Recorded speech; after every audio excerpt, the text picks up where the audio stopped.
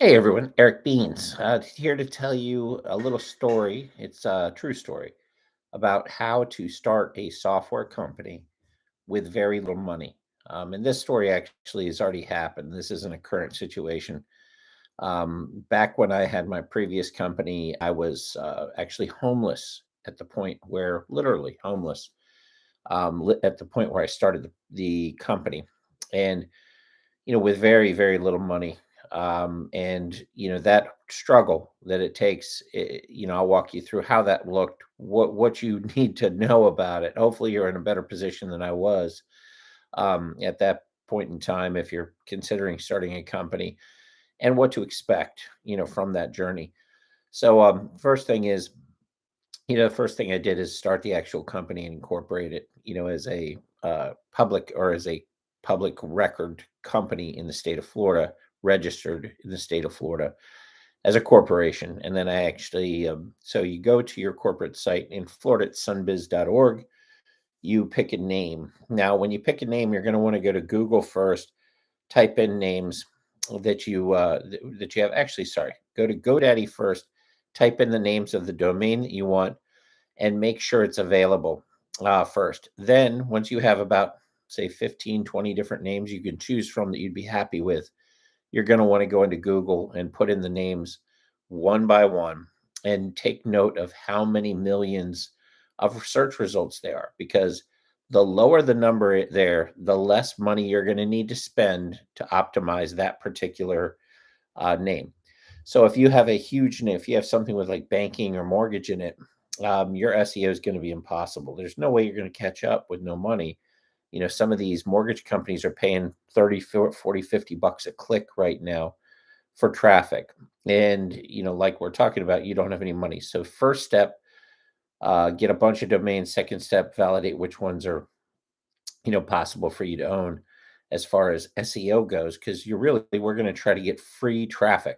We're going to try not to pay for traffic. We're going to try to get customers without having to pay by using the wonderful Google and YouTube algorithm to do so. So once you have your company name. So now you go register the company name. You want to get it and lock it in with your local registration place. Now you need to figure out what you're actually going to have. You got to start basically working on your product. And at this point, you probably have a pretty good idea of what it is. But there's a difference between a pretty good idea and something somebody will invest in. So, first thing I did is go get a logo, because the logo does lay out what your product actually is. To some degree, it gives people an idea and makes a statement on your company. You're going to want to do research on what a good logo is, because what looks cool is not necessarily the best logo. What looks cool may not print cool on all things. It may look good on a piece of paper or on a white t-shirt, but it may look terrible on a hat or something else. And eventually, as you look to grow the company, you're going to want it to look good on everything. So usually a two color, and maybe at most a three color, because again, the more colors you add, the more the costs are go up. So you're going to want to be able to do that. Now, I went to Fiverr, and you can get some logos. There's other places out there where you can buy logos that were rejected by other customers, and you can get them cheap. You can get them for up to like as little as $1. You'll have to scour through a ton of them, but you might be able to come up with your company logo and then have somebody just add the name, your tagline, etc.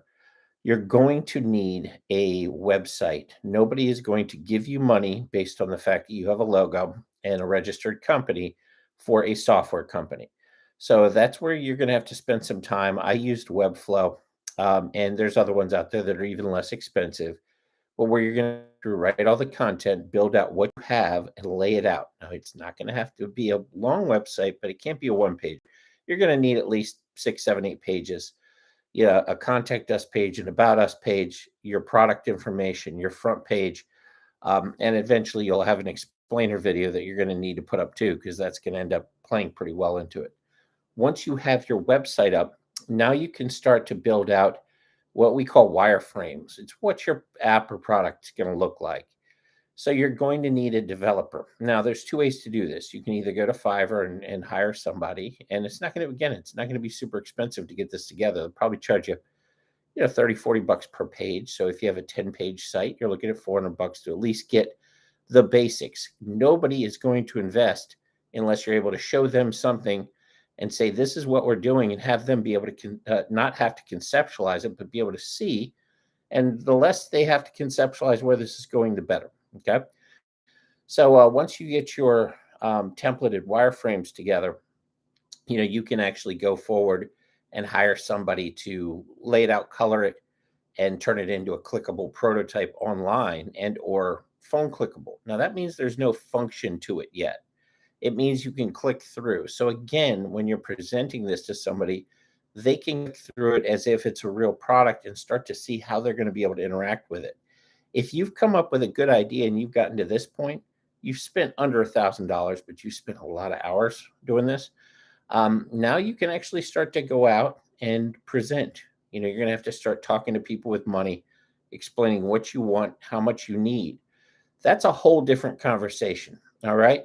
That involves a lot of planning, and you can't be wrong, or you're just going to end up getting sued or looking like an asshole. So you're going to want to go out. At that point, you're going to have a lot more information to be able to present it. But once you have the website, the clickable prototype, the logo, the company registered, and with a name that you can optimize and something that you can show, you can start to think about the next stage and how you're going to present this to people with money to see if somebody will actually buy in on your idea and how you're going to evaluate that. And we'll talk about that in the next iteration of this. We'll talk about that tomorrow night. But for tonight, stage one, you're now under $1,000 and with something that you can potentially go, assuming it's a good idea, and show people. I did it that way originally and went out and had actually had a clickable prototype for my IT team.